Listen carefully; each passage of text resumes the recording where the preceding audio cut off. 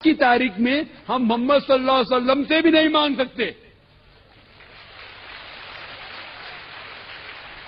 باقی لوگ کو تو چھوڑو، سنت اور باقی بابا لوگ کو چھوڑو، محمد صلی اللہ علیہ وسلم کو بھی ماننا ہمارے لیے حرام ہے.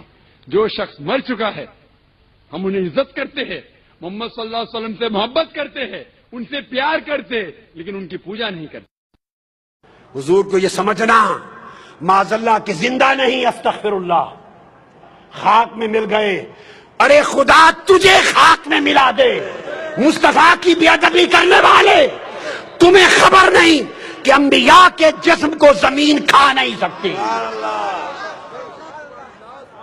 شہداء کے جسموں کو نہیں کھاتی، اولیاء کے جسموں کو نہیں کھاتی. تم انبیاء کی بات کرتے ہو اور پھر سید الانبیاء کی بات کرتے ہو. حدیث پاک میں ہے، امام احمد بن حنبل نے روایت کیا، امام حاکم طبرانی نے، حاکم نے کہا ہے حدیث صحیح الاسناد کہ حضرت ابو ایوب انصاری رضی اللہ آقا علیہ السلام کی قبر مبارک پر گرے پڑے ہیں، قبر مبارک پر لپٹے رو رہے ہیں. پیچھے مروان بن حکم آ گیا اور مروان نے دیکھا کوئی شخص حضور کے مزار پر لپٹ کے رو رہا ہے. اس نے کندھا پکڑا اور کہا کہ تمہیں معلوم ہے کیا کر رہے ہو؟ تدری ما تصنع، معلوم ہے کیا کر رہے ہو؟ آپ نے پیچھے مڑ کے دیکھا، جب مڑ کے دیکھا فاقبل علیہ فیضا وہ ابو ایوب، مڑ کے دیکھا مروان کانپ گیا، وہ حضرت ابو ایوب انصاری تھے رضی اللہ تعالیٰ عنہ. انہوں نے جواب دیا قال نعم جئت رسول اللہ صلی اللہ علیہ وسلم ولم آت الحجر. پوچھنے والے، میں رسول پاک کے پاس آیا ہوں، کسی پتھر کے پاس نہیں آیا. رسول پاک کی بارگاہ میں آیا ہوں، جو زندہ ہیں، جو سنتے ہیں، جو حاجتیں پوری کرتے ہیں. ولم آت الحجر، کسی پتھر کے پاس نہیں آیا کہ میرا رونا نہ سنے. یہ صحابہ کرام کا عقیدہ تھا. کن کا؟ اب یہ خیال کرنا، آقا علیہ السلام کو یہ سمجھنا یہ عقیدہ رسالت کے خلاف ہے اور شان رسالت میں بے ادبی ہے. یہ سمجھنا کہ مر گئے معاذ اللہ، مٹی میں ہو گئے اور آج کی تاریخ میں اور آج کے دن میں زندہ نہیں. سنو، رسول پاک تو ولادت سے پہلے بھی زندہ تھے. کنتو نبیم و آدم بین الروح والجسد، حضرت آدم پیدا نہ ہوئے تھے تب بھی زندہ نبی تھے، آج بھی زندہ ہیں. حدیث پاک سنیے، ابو داؤد سیاستہ کی حدیث اور حدیث صحیح، حدیث نمبر 1047، سنن ابی داؤد، پھر سنن نسائی سن لیں، پھر ابن ماجہ، پھر مسند احمد بن حنبل، پھر صحیح ابن حبان، پھر مستدرک حاکم. کل کتب حدیث مختلف طرق سے حدیث صحیح لاتے ہیں اور اس کی توثیق ابن تیمیہ کے شاگرد علامہ ابن القیم کرتے ہیں. ابن القیم جلاء الافہام میں اوس بن اوس حدیث کے راوی ہیں. آقا علیہ السلام نے فرمایا لوگو اکثروا علی من الصلاۃ فی یوم الجمعہ، لوگو جمعہ کے دن مجھ پر بڑی کثرت سے درود و سلام پڑھا کرو. فإن صلاتکم معروضۃ علیہ، تمہارا درود و سلام میرے اوپر پیش کیا جاتا ہے. اگر معاذ اللہ مر کے مٹی ہو گئے ہوں تو پیش کس پر کیا جاتا ہے؟ جو مر کے مٹی ہو جائے اس پر درود و سلام پیش کیا جا سکتا ہے؟ آقا نے فرمایا پیش کیا جاتا ہے. سنیے آگے، قالوا یا رسول اللہ وکیف تعرض علیک صلاتنا وقد ارمت، جب آپ کا وصال ہو جائے گا، وفات پا جائیں گے اور آپ قبر انور میں ہوں گے تو اس وقت بھی ہمارا درود و سلام پیش کیا جائے گا؟ آقا علیہ السلام کا جواب سنیے اور عقیدے اپنے نفس کی شرارت اور جہالت کے ساتھ من گھڑت نہ بنائیے. عقیدے وہ رکھیے جو تاجدار کائنات نے سکھائے.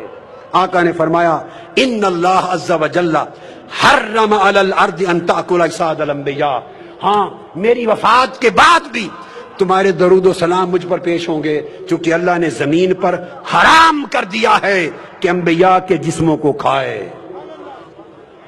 زمین انبیاء کے جسموں کو نہیں کھا سکتی.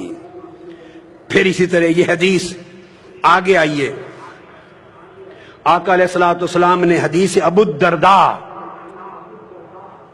اور روایت ہے حضرت ابو الدرداء کی جسے امام ابن ماجہ نے روایت کیا سند صحیح سے، حدیث نمبر 1637، اور علامہ ابن القیم علامہ ابن تیمیہ کے شاگرد نے پھر توثیق کی۔ وہ آقا علیہ السلام نے فرمایا ان احدا لا یصلی علی الا اردت علی صلاتہ حتی یفرغ منہا، فرمایا لوگوں قیامت تک کوئی مسلمان ایسا نہیں جو مجھ پر درود و سلام پڑھے اور اس کے فارغ ہونے سے پہلے مجھ پر پیش نہ ہو جائے۔ ابھی درود و سلام ختم نہیں کرتا کہ مجھے پیش ہوتا ہے۔ صحابی کہتے ہیں حضرت ابو الدرداء قلت وبعد الموت، یا رسول اللہ جب آپ وفات فرما جائیں گے اس کے بعد بھی؟ لوگ کہتے ہیں آج کی تاریخ میں زندہ نہیں، معاذ اللہ، میں تمہیں آج کی تاریخ بتاتا ہوں کیا ہے۔ پوچھا وفات کے بعد بھی؟ آقا نے فرمایا قال ان اللہ حرم علی الارض ان تاکل اجساد الانبیاء فنبی اللہ حی یرزق، فرمایا ہاں وفات کے بعد بھی زمین پر حرام کر دیا ہے کہ اللہ کے نبی کے جسم کو کھائے۔ اللہ کا نبی قبر میں زندہ ہوتا ہے، اسے قیامت تک رزق دیا جاتا ہے۔ اور پھر آقا علیہ السلام نے فرمایا، حضرت حسن بن علی ابن ابی طالب روایت کرتے ہیں، امام ابو یعلا سند صحیح کے ساتھ راوی ہیں، آقا علیہ السلام نے فرمایا لوگو صلو علی وسلمو، مجھ پر کثرت سے درود بھی پڑھا کرو اور سلام بھی، فإن صلاتکم وسلامکم یبلغنی اینما کنتم۔ ایک تو تھا کہ فرشتے پہنچاتے ہیں، نہیں یہ دوسری بات فرمائی، فرشتے تو نوکری کرتے ہی ہیں پہنچانے کی، فرشتے اسی طرح پہنچاتے ہیں آقا کی بارگاہ میں درود و سلام جیسے ہمارے اعمال اللہ کی بارگاہ میں پہنچاتے ہیں۔ اگر آپ یہ سمجھے اگر حضور خود سنتے ہمارا درود و سلام تو فرشتے کیوں پہنچاتے؟ اگر ذہن میں یہ آئے تو میرا سوال ہے اگر خدا خود دیکھتا تو فرشتے نامہ اعمال خدا کو لکھ کر کیوں پہنچاتے؟ فرشتے صبح و شام ہمارا نامہ اعمال خدا کی بارگاہ میں پیش کرتے ہیں، اس پیش کرنے سے اگر علم خدا کی نفی نہیں ہوتی تو جو فرشتے درود و سلام پیش کرتے ہیں اس سے علم مصطفیٰ کی نفی نہیں ہوتی۔ آقا نے فرمایا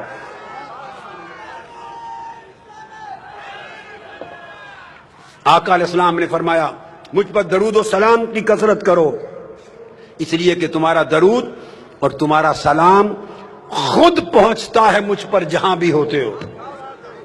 ارے بمبے والو، بمبئی سے مصطفیٰ پہ درود و سلام پڑھو گے، خدا کی قسم گنبد خضرا میں مصطفیٰ خود سنتے ہیں۔ میں سند کے ساتھ کہہ رہا ہوں، سند کے ساتھ آقا خود سنتے ہیں۔ آقا نے فرمایا صلو علیہ، دوسری روایت حضرت سعید بن ابی سعید عن ابی ہریرہ رضی اللہ تعالی عنہ فرمایا صلو علیہ فإن صلاتکم تبلغنی حیثما کنتم، کثرت سے درود پڑھو، تم جہاں بھی ہو کائنات کے جس گوشے میں تمہارا درود ڈائریکٹلی مجھے پہنچتا ہے، براہ راست پہنچتا ہے۔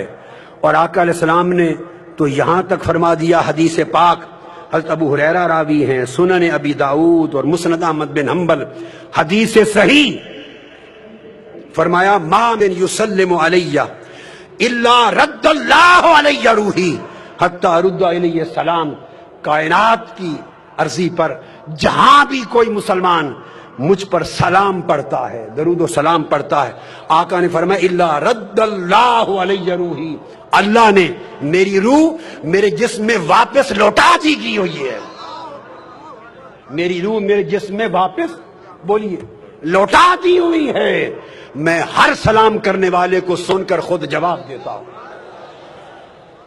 اگر آپ کے ذہن میں ایک لطیف علمی بات اور ذوق کی بات کہوں، خیال آئے لوٹا کیوں دی؟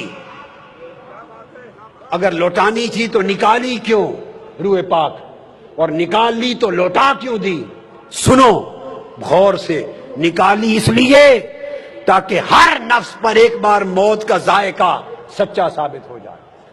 کل نفس ذائقۃ الموت، موت کا ذائقہ چکھنا بولیے ثابت ہو جائے آقا علیہ السلام نے بھی چکھا. اب میرا وجدان کچھ اور کہے گا. کوئی کہے گا کہ موت کا ذائقہ چکھا، اور میں کہوں گا نہیں، موت مصطفیٰ کے لبوں کو چکھنے کے لیے آئی. ہائے ہائے، اس لیے روح نکلی. اب سوال پیدا ہوتا ہے کہ لوٹا کیوں دی؟ قرآن کا قاعدہ ہے، نص قرآن سنیے. قرآن نے کہا وَلَلْآخِرَةُ خَيْرٌ لَكَ مِنَ الْأُولَىٰ. میرے محبوب، تیری آخرت اور تیری بعد کی گھڑی پہلی گھڑی سے بہتر ہوگی. میں 63 سال تک مصطفیٰ کے جسم میں رہتی رہی ہوں. 63 سال میں جسم مصطفیٰ میں رہی ہوں. تیرا وعدہ ہے کہ اب اس سے بہتر جگہ پہ جاؤں گی. اگر تیری کائنات میں مصطفیٰ کے جسم سے بہتر کوئی جگہ ہے تو وہاں بھیج دے، اور اگر جسم مصطفیٰ سے بہتر کوئی جگہ نہیں تو واپس لوٹا دے.